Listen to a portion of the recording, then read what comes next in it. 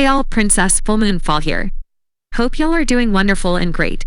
Sorry, I didn't upload last week, my health got worse, but don't worry, I'm better than I was. Today we're still talking about lake monsters around the world.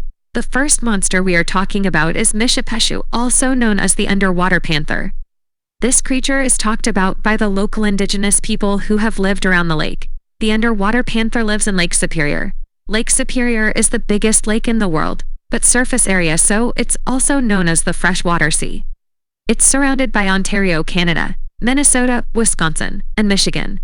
The lake is 350 miles long and 160 at its widest and 1,332 feet deep.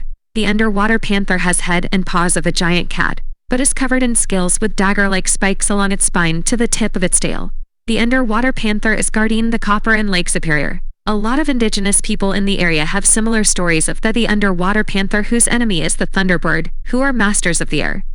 The underwater panther said to cause powerful storms, waves, and whirlpools. Some say he drowned trespasser, which unfortunately it is mostly children. The underwater panther is said to live under in the deepest part of lakes and rivers. They can cause powerful storms, but some of the indigenous people believe them to be helpful and protective, while the others believe them to be malevolent beasts that bring death and misfortune. They said that the underwater panther appears every 30 years, which I found on one source. Though was the first documented sighting was by Father Paul Ewan, who was standing on the shore watching one of the indigenous people fish. As they pulled in their line or net out of the turbulent water to reveal a creature about 3 feet long with a lizard boyd and the head of a turtle. The fishermen who were freaked out quickly tossing the creature back. Later that night, Father Paul learned what they caught, and the men's hope that they escape at raft. In 1897, while yachting near Duluth, when the man fell overboard to be attacked and constricted like a snake by the creature. The other passengers on the yacht saw the entire attack. Somehow or another, the man got out of the creature's grasp, returning to the boat alive but shaken. A missionary named Claude Dablin heard a story about 4 Ojibwe who went to the home of the underwater panther to bring some copper back to heat their water. The moment they pushed off the shore, the voice of the underwater panther filled the air, accusing them of stealing the playthings of his children. All of them died on the way back to the village, with one living long enough to let the other know what happened. On to the next story. Lake Superior has more than one monster. Pressie has a serpent body, a horse head, tail of a whale with a long neck. Pressie is blackish green and is 75 feet long. Some say it is the underwater panther, but that description is no underwater panther. Unfortunately, a lot of sources say they are the same thing, but the descriptions of these two differ. So I don't know. The only time they say these two are the same is when I started researching Pressie. Not once did it say that while looking into the underwater panther. Y'all know that the monster resembling Nessie ends in Essie, but Pressie got her name cause the majority of all the sightings happened near Prescow River. In September of 1894, crew members on 2 separate steamers report seeing a creature move about the water with its back protruding 6 to 8 feet out the water. Since the separate boat gave consistent accounts of what they saw, people believe they saw something. In 1930, a large creature was reported chasing ships. The weekend of Memorial Day in 1977, a hiker named Randy Braun took a picture in the Porcupine Mountains Wilderness State Park of what he described as a giant serpent looking like an anaconda-weight of Volkswagen. The picture, of course, was blurry. The Prescow River sends warm water into the cold lake, which is like a conveyor belt. The thing is that the end of that conveyor belt goes down a couple hundred feet to the depth of Lake Superior. If you are unlucky enough to be caught on this conveyor belt, it will pull you down. On September 9, 1987, Matthew was swimming around the Prescow River with some friends when he was pulled under. One friend, JR, adamantly claimed that he was pulled under by a large animal. Unfortunately, they never found him. In the 1990s, a group of fishermen claimed that a large aquatic animal pulled a buck underwater, leaving only the head on shore. They were believed due to how badly they were freaking out. For the next monster, we go back to Scotland, where they have another monster named Morag that lives in Loch Morar. Loch Morar is a freshwater lake in Lochaber, Highland, Scotland. It's the 5th largest lake in Scotland. The lake is 11.7 miles long and 1.46 miles at its widest and goes down 1,017 feet at the deepest. There are a few descriptions of what Morag looks like. One is that she looks like a beautiful mermaid with blonde hair. 2, she looks like a Grim Reaper, and 3, she looks like Nessie. 4, she a black heap. Heap of what, I'm not sure. They also said that she appears before misfortune or death. Morag is seen when a member of the Morar family dies or a clan loses a battle.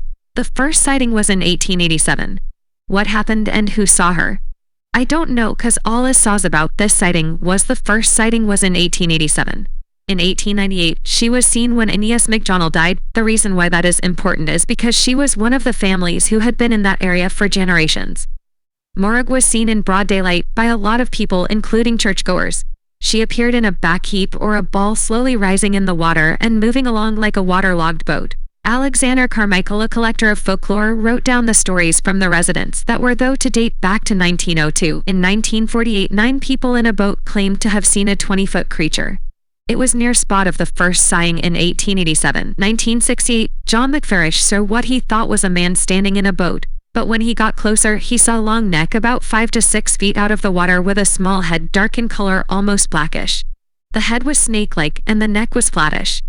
He got within 300 yards of the creature, who just very slowly went under the water. He said it was 10 a.m., dead calm with no wind and the sun shining. He saw Morag for about 10 minutes swimming slowly. In 1969, a fisherman in Meable Bay, where the water is only 16 feet and very clear, saw what he said was a monster laying on the bottom of the lake looking up at him. He said she was about 20 feet long, gray-brown, with a snake-like head and 4 legs with 3 toes on each foot.